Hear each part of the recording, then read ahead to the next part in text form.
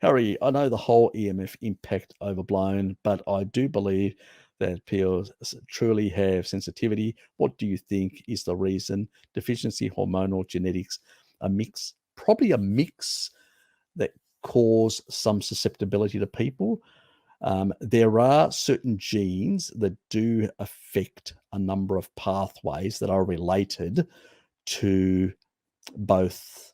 Some people, this is why some people have even more sensitivity to blue light. Some people have more sensitivity to non-native magnetic field. They do have sensitivity to certain compounds. They can't detox them properly. So it's a combination of exposure, genetics, and lifestyle factors and diet. So it's a number of things that are at play why people have. So a number of people may have to address a number of things. It's like me, for instance. I fixed up a lot of things in my diet, but I still had problems, with getting really deep sleep. And then blue blocking glasses, fixed up the lighting, got a projector rather than using my TV. I've put my TV that I use in daytime in another room. And so as a consequence, that issue went away. So I needed to go to the next level. Not everyone does. Some people just have it in the evening, take a bit of taurine, bring down cortisol, amplify melatonin, no issue. All done, all sorted. And other people are more sensitive to blue light. And I had, bad eyesight when I was younger and all that. So I'm a bit more sensitive.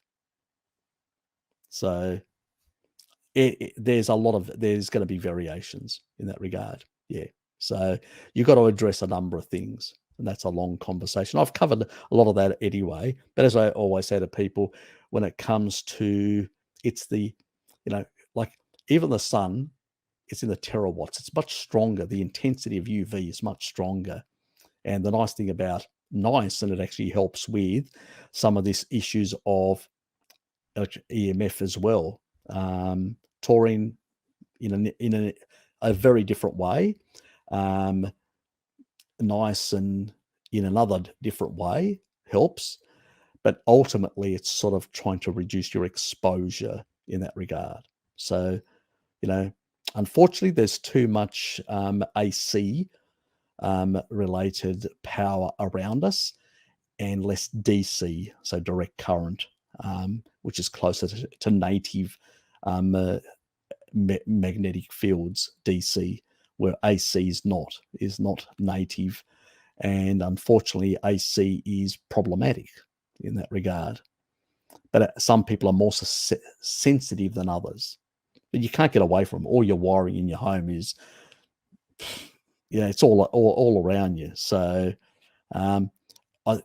when you're on a species appropriate diet and a low deuterium diet is what you actually tend to cope much better with EMFs.